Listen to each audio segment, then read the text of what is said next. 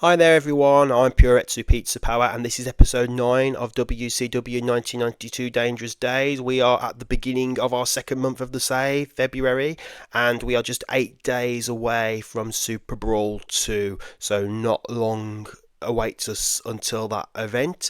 And before we get to our first show of this episode, I did promise at the end of the last episode that we would have a quick overview of the wider wrestling landscape, just have a little nose at what's going on in some of the other promotions. Like, we'll have a look at WWF, we'll have a look at New Japan, probably have a little glance at All Japan as well.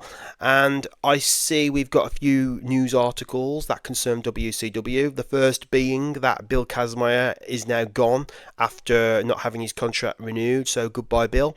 And Sonny Trout has also left us after not having a contract renewal. And also Nikita Koloff is back after an absence from the sport, and he is still under contract with us with WCW, so watch this space regarding Nikita Koloff. So let's have a quick look now at what's going on in the World Wrestling Federation.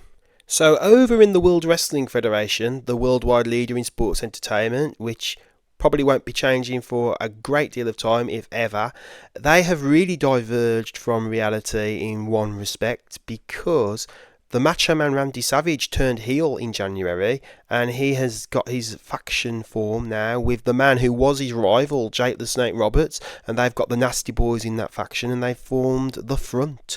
So Randy Savage has also defeated Hulk Hogan in a steel cage match, which occurred on an episode of Superstars. He defeated Hogan in a 90 rated match, in a cage match as well, to become the WWF Heavyweight Champion. So that's a massive difference from the real scene of 1992, where Savage was a face going into WrestleMania 8, and Ric Flair was the WWF champion after winning Royal Rumble 92.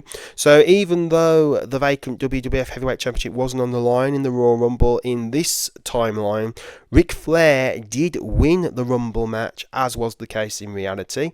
The Legion of Doom are the tag team champions after retaining against the Natural Disasters, and Bret Hart is the current Intercontinental Champion, his most recent defense occurring on an episode of Superstars where he retained against Typhoon. So what is going to be the picture going into WrestleMania 8? That's going to be a complete magical mystery tour there. So we'll definitely keep checking in on the WWF and see what they are doing.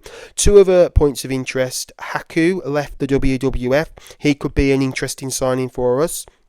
And Greg the Hammer Valentine left the WWF, and as you will know if you've watched our prior episodes, he's already back with us in WCW. He's been appearing on television for us, and he has aligned with the Tailor-Made Man. And interestingly, if we look at the Royal Rumble, Greg the Hammer Valentine was featured in a match on that pay-per-view, teaming with the Bushwhackers to defeat the Warlord and the Orient Express. So it was a very small window of time between Greg Valentine's final appearance on the WWF broadcast and then appearing for us on WCW television. So that's our little overview of what's going on in McMahonland. We'll now have a look at what's going on with our partner promotion over in Japan, New Japan Pro Wrestling. So, looking at New Japan Pro Wrestling's most recent show, Fighting Spirit Night 2, which occurred right at the end of January, we can see that they featured a good deal of WCW talent on their show. So in the main event, we had the Nexus of the Void. That's an interesting name. Big Van Vader, Masa Saito, and Shinya Hashimoto. They defeated Masahiro Chono and Dusty and Dustin Rhodes. And then two other members of the Nexus of the Void. That's obviously become quite the faction over in New Japan. They were in the match there. Hiroshi Hase and El Samurai, who we have seen El Samurai appear for us once in WCW. They got a win there. And then we look a bit further down the card, and we see Sting was used in a match teaming with Bad News Allen. He's somebody that we could potentially sign. I was always a fan of Bad News Allen, Bad News Brown. And is that Ken Shamrock there? Interesting to see Ken Shamrock in such a feature match there. And we've got Sting, Shamrock, Bad News Island. What a team there. And they defeated Kim Duck and the Steiner brothers. A 68 rated match there. And then let's see if we can spot any other WCW talents being utilised on the card. Yeah, I spot Flying Scorpio, better known on WCW broadcast as Too Cold Scorpio. He was featured on the card as well. Lex Luger was featured lower down on the card, as was Bill Kazmaier and Larry Sabisco. Arn Anderson was featured on the pre-show bouts, and Ali Gantai as well. And yeah, so a big WCW presence on that show there. And of course, the IWGP Heavyweight Championship is still being held by Tatsumi Fujinami. High prestige for that title, 85 prestige. And the reign of Tatsumi Fujinami is now at 337 days. He's had the championship for nearly a year now, as he won it back in March of 1991. So the Junior Heavyweight Championship is held by Kantaro Hoshino. And the IWGP World Tag Team Championships are held by Hiroshi Hosei and Keiji Muto, better known to us in WCW as the Great Muta.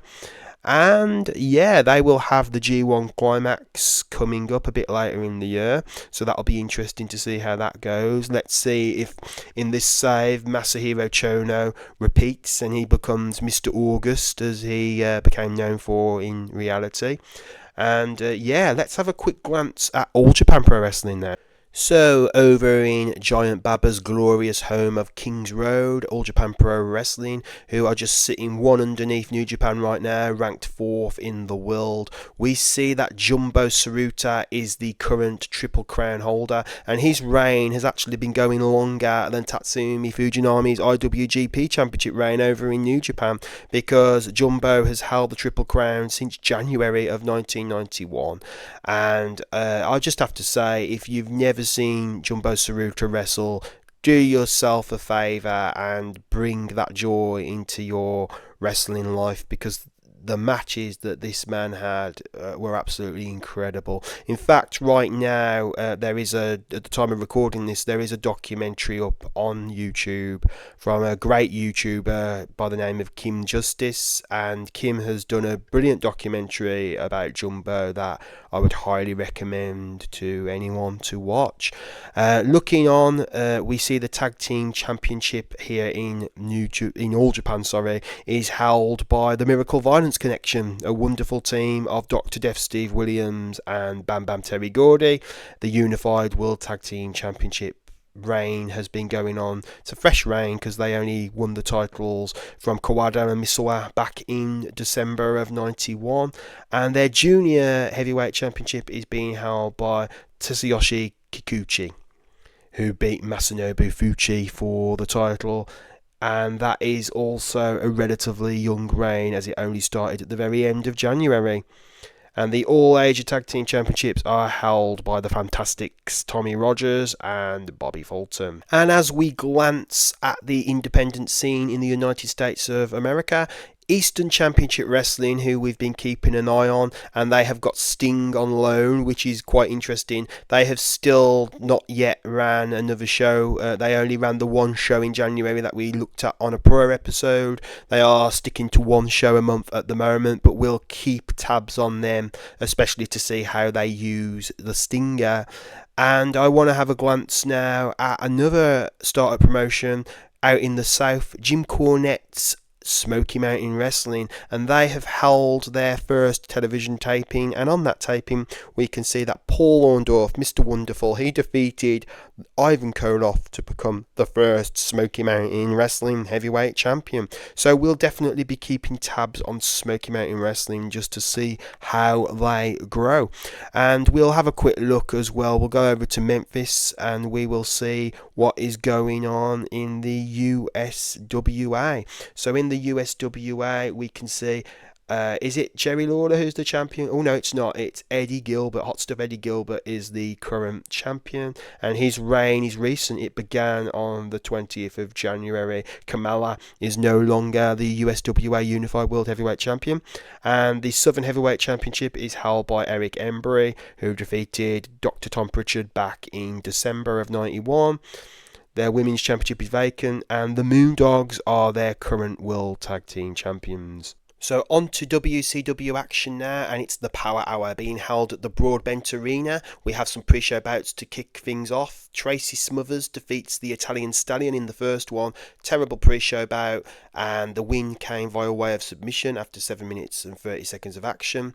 Tracy Smothers had an in-ring performance of 47. Segment rating was 46. Then we have a six-man tag team pre-show bout, and it is Flying Brian Pillman, Too Cold Scorpio, and Jumping Joey Maggs victorious over Sergeant Buddy Lee Parker, Scotty Flamingo, and Sky Striker in 7 minutes 51 seconds when Pillman pins Sergeant Buddy Lee Parker following an air Pillman. Brian Pillman was head and shoulders above everyone else. Subpar wrestling and little heat. Pillman's in-ring performance was a 65, and Scotty Flamingo with a 40. He is getting better at his gimmick, Scotty Flamingo is. I don't think it'll be long before we put him on TV. I have got a plan. I know who I'm going to associate him with, so expect to see Scotty Flamingo on television soon. 54 segment rating overall, and in our final pre-show bout we have Richard Morton with Alexandra York in his corner. Decent reaction from the crowd. The wrestling was subpar rather. Richard Morton defeats Z-Man. 6 minutes 36 seconds of action. Diving crossbody got the victory, and Morton had an in-ring performance of 46. The Z-Man actually had a better in-ring performance with a 50. Alexandra York did some good work at ringside and a 46 segment rating overall. Moving on into our television broadcast of Power Hour, and we open with a video recap of the brawl between Mr. Hughes and Ron Simmons that closed the most recent edition of WCW Main Event. We're then taken to a live edition of the Ross Report, where Jim Ross has Ron Simmons as his guest. Ron says that he got word earlier today that a match between himself and Mr. Hughes has been made official for Superbrawl on pay-per-view. Ron says that earlier this year he made his aspirations for 1992 clear, and those are aspirations of a championship nature. Simmons goes on to state that Mr. Hughes is a big distraction and roadblock in the way to making his aspirations a reality. So at Super Brawl 2 he welcomes the opportunity to erase the distraction that is Mr. Hughes, because Mr. Hughes is a roadblock that is going to be shattered by the determined force that is Ron Simmons, and Ron claims that he is at his most motivated best. He's at his most motivated form ever. So we have a 61 segment rating there. And in our first televised bout, we have Big Josh defeating Greg the Hammer Valentine in just under 10 minutes, when Valentine got intentionally disqualified when he was joined by the Tailor-Made Man, who entered the ring, and the two men tried to subject Big Josh to a 2-on-1 beatdown. The bout had subpar wrestling but a decent reaction from the crowd, and the storyline has gained heat, a 54 segment rating. And we go straight into the next segment, where following the bout, the Tailor-Made Man and Greg the Hammer Valentine, they look set on subjecting Big Josh to a 2-on-1 assault.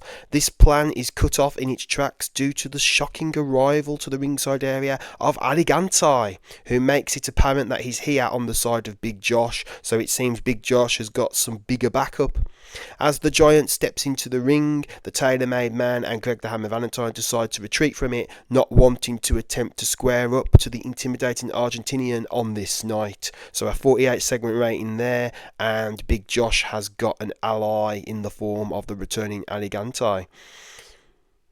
We then go into a 49 segment rating for a match where Wildfire Tommy Rich, who is accompanied by his new manager Missy Hyatt, who does some good work at ringside, he defeats DDP in 8 minutes 32 seconds, putting Diamond Dallas Page away following a sit-out suplex slam. 43 performance from Tommy Rich there. DDP had the better performance with a 49.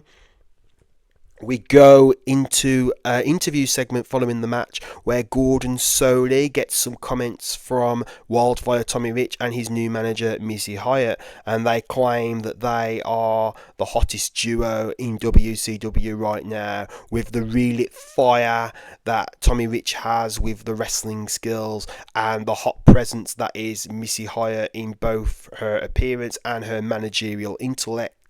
And Gordon Soley then addresses that a match has been signed for the next edition of WCW Main Event because Richard Morton has been signed to take on Tommy Rich, and Gordon Soley says he's been hearing that Alexandra York and Richard Morton, they are out for revenge. York being furious that she was hit by a microphone by Missy Hyatt, and they were embarrassed, York and Morton, last week.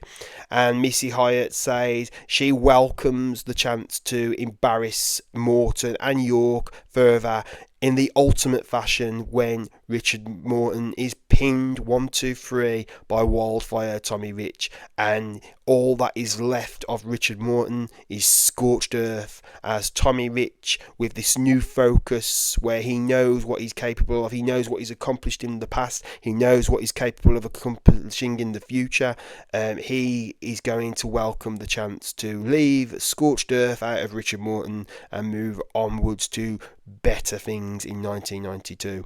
So a 65 segment rating there, and we have got Tommy Rich and Richard Morton to look forward to, not at Superbrawl 2, it'll be coming sooner, it'll be coming on Main Event.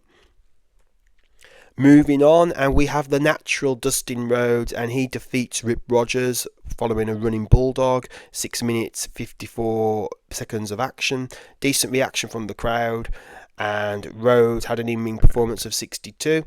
And then we move from that segment to Harley Race appearing at ringside. He interrupts the celebration of Dustin Rhodes. Now, if you remember last week on the Power Hour, Harley Race seemingly made an offer to Dustin Rhodes, trying to give him a business card that Rhodes rejected. It looked like Harley Race was scouting Dustin Rhodes to be a potential client. We know the stable that Harley Race has now, that he's dubbed Power Play. Harley Race, he appears here, he has a microphone in hand. Race tells Dustin that one man's mistake paves way for another man's opportunity. Dustin is then spun around by a figure who has entered the ring behind him. Dustin is met with a strike to the throat by his attacker, and the attacker then locks Rhodes in a vicious Tongan death grip. The attacker is the man formerly known as Haku. That's right, we have signed Haku fresh off of his release from the WWF. Dustin Rhodes, I could have introduced you to unlimited triumph, says Race on the microphone as the attack unfolds. But instead, you'll now face unlimited terror at the hands of the newest member of my power play, Terra Tonga.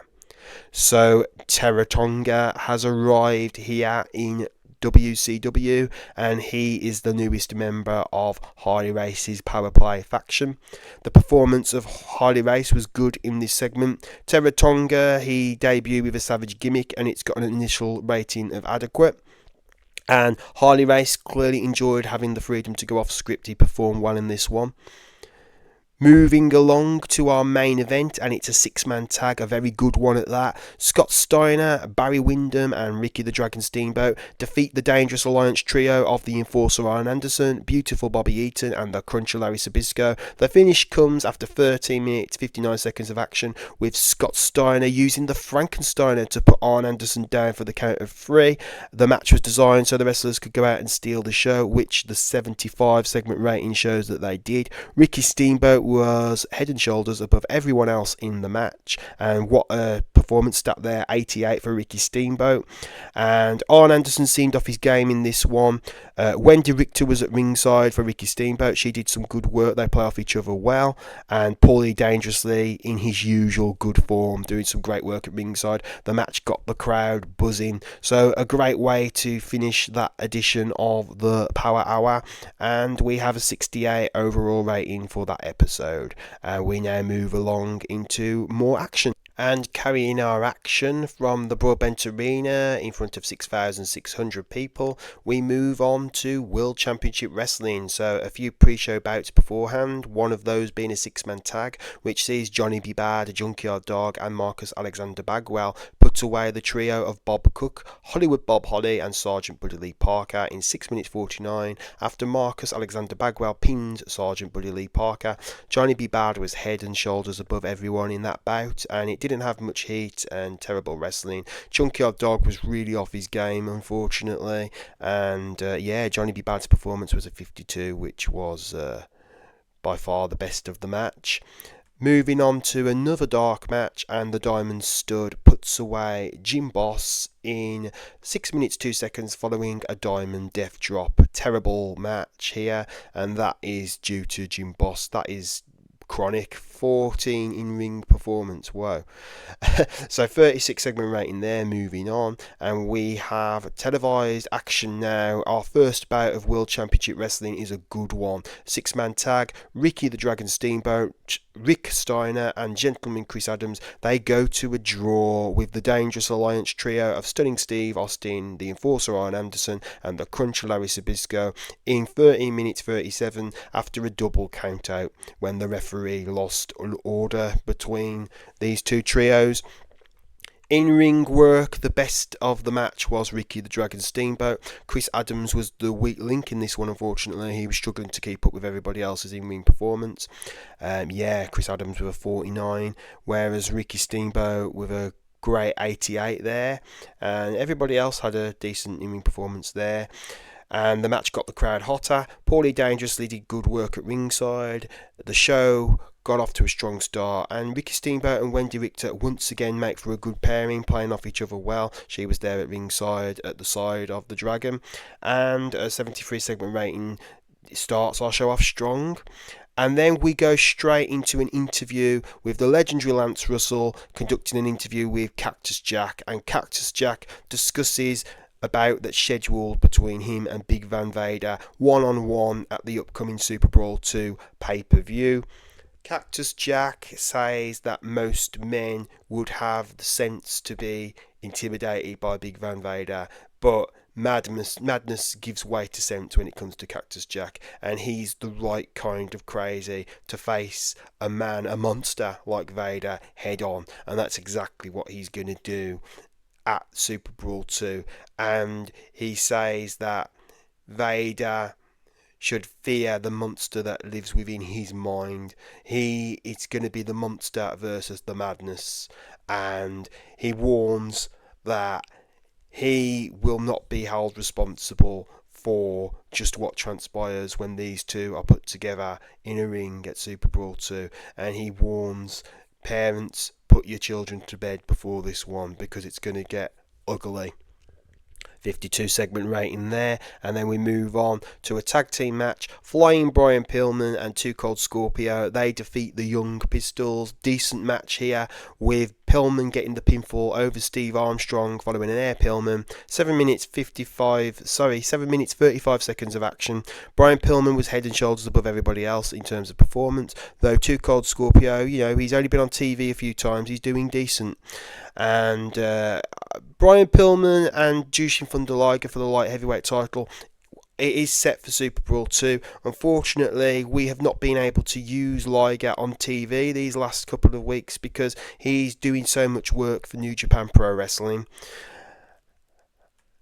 Then we move on to a video recap of the recent issues between Smoking Barry Windham and the Cruncher Larry Sabisco, which showcases the incident where Sabisco did harm to Barry Windham's arm a few weeks back with that vicious attack on the barricade when he put Windham's arm in the barricade and stomped down on it, but didn't injure him enough to cause a break because he wanted Windham intact for a television title opportunity, and that's exactly what he's going to get at Superbrawl 2. So this continued the build, just laying down everything that's led to this upcoming match for the television title at Superbrawl 2 on pay-per-view. 54 segment rating there. And then we have the in-ring debut of the man who arrived on the scene in shocking fashion with an attack over the natural Dustin Rhodes on the Power Hour, and that is the newest member of Power Play, Tara Tonga, the former Haku. And with Harley Race at ringside, we had a match with decent reaction from the crowd but subpar wrestling, and Harley Race watched on as his newest charge, Tara Tonga, defeated Van Hammer in 7 minutes 54 via submission following an Asian spike. Tara Tonga had an in-ring performance of 46. Van Hammer with an in-ring performance of 41. Tara Tonga was really off his game, unfortunately, and the match cooled the crowd a little. Harley Race did some good work at ringside, though. Only a 39 rating for this one. That's a bit disappointing.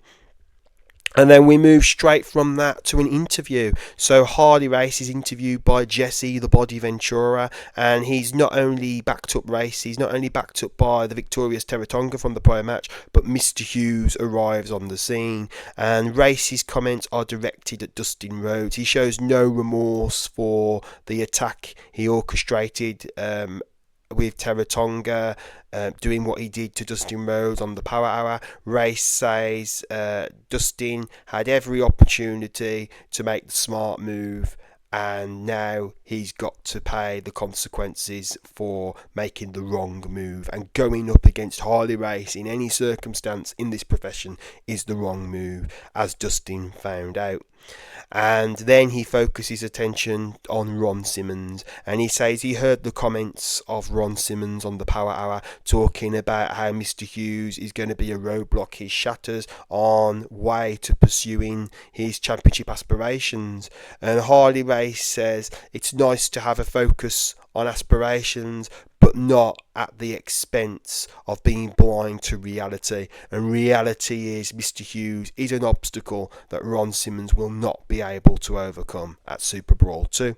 So this angle got the crowd hotter. Jesse Ventura came out of it looking excellent, and Harley Race looked good too, and he was superb working without a script, and he had the crowd in the palm of his hand the entire time. And the whole dynamic with Ron Simmons and Mr. Hughes gains heat, that storyline building nice. So after that 64 rated segment, we move on to our main event match, and it's a tag team bout seeing Sting teaming up with the television champion Barry Windham, and they take on the Dangerous Alliance duo of beautiful Bobby Eaton and Rick Rude, and they are victorious over them in a bout that has great heat and good wrestling. Sting submitted Bobby Eaton after 13 minutes 10 seconds of action. The submission came via the way of the Scorpion Deathlock. The match was designed so the wrestlers could steal the show. Barry Windham had an in-ring performance of 67, Sting with a 76, and Rick Rude just below that, a 75. And Rude was off his game tonight, unfortunately, but the match succeeded in getting the crowd buzzing. Paulie Dangerously did some great work for his Dangerous Alliance clients at ringside. And we end the show, and it's a 66 rating. Not the best episode, unfortunately, of World Championship Wrestling. We gained popularity in one region, but unfortunately we lost popularity in 4. We would have gained popularity in 2 other regions, but we were restricted due to the limited number of viewers there, and the show benefited from having quite a wide selection of angles. It is now time for our final television show before our Super Brawl 2 pay-per-view, and it is Main Event from the Swinney Recreation Centre. We're in front of 1,500 people. I believe that's a sellout in this venue. And our first pre-show bout sees the Fabulous Freebirds defeating PN News and the Italian Stallion. Decent reaction from the crowd, subpar wrestling though. Jimmy Garvin got the pinfall, pinning Italian Stallion, and the Freebirds had all of the good stuff you would expect from a duo who have been teaming together for as long as they have. Excellent chemistry, teaming, and they got the tag team specialist bonus, and 44 segment rating there. And moving on, we have beautiful Bobby Eaton. Oh no, I'm seeing an injury here. Beautiful Bobby Eaton defeated Jumping Joey Maggs with the Alabama Jam in 7 minutes 49 seconds. Paulie Dangerously did some good work at ringside for Eaton, but Bobby Eaton, unfortunately, he has sustained a back injury. Eaton and Maggs didn't click in this one, but my concern right now is this back injury of Bobby Eaton. I'm just hoping that is not going to screw things up when it comes to the tag team title match that we've got, with the US titles on the line and the World Tag Team titles with Eaton, Anderson and the Steiner brothers. We've got that set for Super Brawl, so that is bad news. Probably not the wisest choice on my part to put Bobby Eaton in a pre-show bout, but hey ho, you live and you learn. So let's just hope it's nothing too serious. Bobby Eaton, you got the back injury there, not good. So we go into our TV coverage, and we open up strong with a 70 segment rating, and it is a recap and hype video for the upcoming World Heavyweight Championship bout at Super Brawl 2 between the Total Package Lex Luger, who will be defending the championship, against Sting in the main event of that pay-per-view. So this did all the good stuff that we need there. It's been very difficult to keep the momentum going for this storyline, quite honestly, when Lex Luger is leaving us and he's only got one appearance, on his contract. So we've not really been able to use Luger on TV outside of the one appearance that we did have with the Clash. He did appear at the end of the Clash, if you remember, and he attacked Sting following Sting's victory over the Great Muta. That's the only time we've been able to use Lex Luger, and of course we are getting him to defend the championship at Superbrawl 2. So yeah, I will be, not to jump the gun too far, but I will be looking forward to moving beyond this storyline and having a world champion that we can actually utilise on television.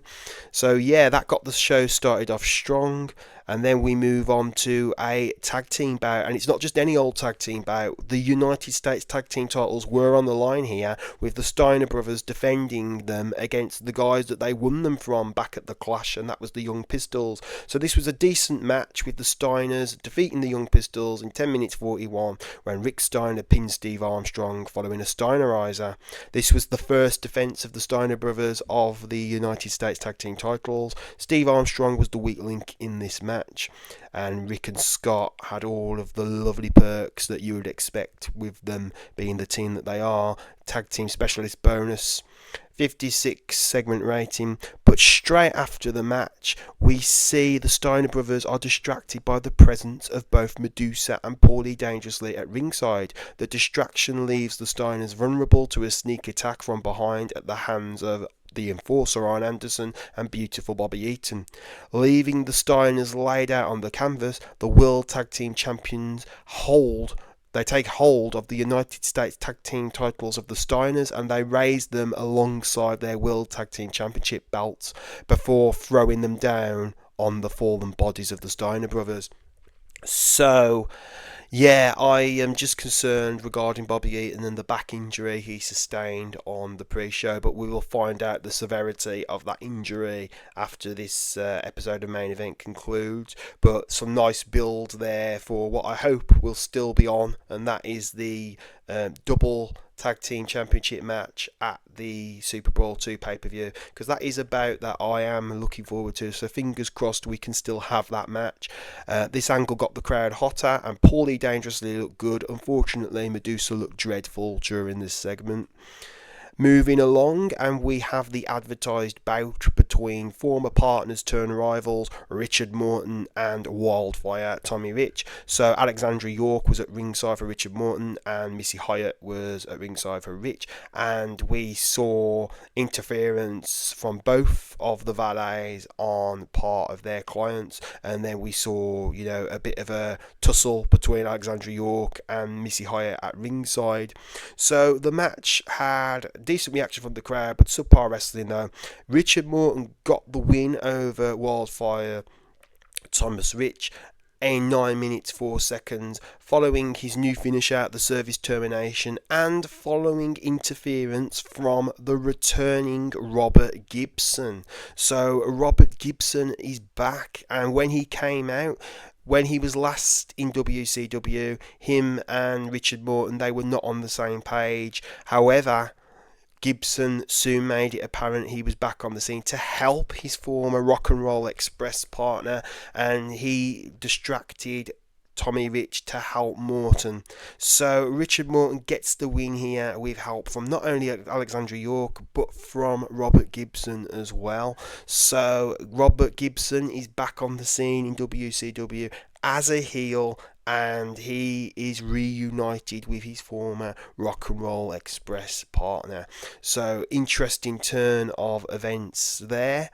And Missy Hyatt did some good work at ringside, as did Alexandra York. And I would like to give credit to one of my viewers, Sonny Sharon 4315. Hope I'm pronouncing that name right. He came up with the idea of bringing back Robert Gibson, reuniting him with Richard Morton, but not as the Rock and Roll Express, as members of the York Foundation, a heel duo. The Stock and Bonds Express, I like that name that Sonny came up with, and that's probably what we'll be going with. So I just want to give credit for that idea. I welcome all ideas. This is not just my save, it's your save. If you're viewing this is your save as well. And I do enjoy the interaction and the ideas and the feedback. And this is not the first one that I will be implementing, and it won't be the last one from viewers. So yeah, interesting development there. And after that 48 rated segment, we move along to a hype video for the upcoming light heavyweight championship bout between Jushin Thunder Liger, the current champion, and his challenger, Flying Brian Pillman, and this match is set for Superbrawl 2. And moving along, we have Jushin Thunder Liger in action in a bout that had decent wrestling but not the greatest heat. Jushin Thunder Liger puts away Brian Pillman's ally, Too Cold Scorpio, in 8 minutes and 19 seconds. And the match was designed to revolve around a lot of high spots. Liger with a performance of 67, and Too Cold Scorpio, I am pleased with him so far. 46 rating there. So, considering we've not been using him on TV much, he's definitely a guy worth sticking with, and he's not bombing in segments or anything like that. So impressed with Too Cold Scorpio in these early days. And then after that 60 rated segment, we move on to the main event, and it is a 6-man tag, and it is the Power Play trio with Harley Race at ringside for them, Big Van Vader, Mr. Hughes, and the newest member of Power Play, Terra Tonga. And in this bout, they defeated the trio of Cactus Jack, Ron Simmons, and the Natural Dustin Rhodes in 10 minutes 39, when Big Van Vader pinned the most vulnerable man in the match, and that was the Natural Dustin Rhodes, following a Vader bomb. And Rhodes was vulnerable because he entered this match looking to get some vengeance on Terra Tonga, but Rhodes was clearly still feeling the effects of the surprise attack he suffered at the hands of Terra Tonga a few shows back. So Rhodes probably his heart and his desire probably overcame common sense here. He probably should not have entered this match. The match was designed so that the wrestler could go out and try and steal the show. Harley Race did some good work at ringside, and the match got the crowd buzzing. And of course, as well as this thing between Terra Tonga and Dustin Rhodes, it served to build up two of the big matches we've got on the Superbrawl pay-per-view, and that is Cactus Jack taking on Big Van Vader and Ron Simmons taking on Mr. Hughes. So multi-layered threads there, all intertwined into that match. And that concludes main event. And main event got a 63 rating. So we are now all set for Superbrawl 2. And hopefully, fingers crossed, Bobby Eaton's injury is not too serious. In fact, before we wrap up this episode, we will check on that now. Okay, so unfortunately it is bad news. Beautiful Bobby Eaton will only be able to work angles for the next 40 days with this back injury that he sustained. So that means he is out of Superbrawl 2. That is a blow. We will have to find a replacement partner for Arn Anderson, another member of the Dangerous Alliance, to fill in. However, all the other 8 Dangerous Alliance members, they are in matches, so we will come up with something. In fact, I have got a solution coming to mind right now, so fingers crossed that does the trick. So guys, thank you for watching, and the next episode will be our 10th episode, and it will be, all being well, our best episode yet. I've got some presentation ideas. I'm going to do things a little bit differently regarding Superbrawl 2, so it should be a very special episode. I'm quite looking forward not only to putting the episode together, but for you all to see it. So I will see you very soon for Superbrawl 2, and until then, thank you once again for viewing, and take care.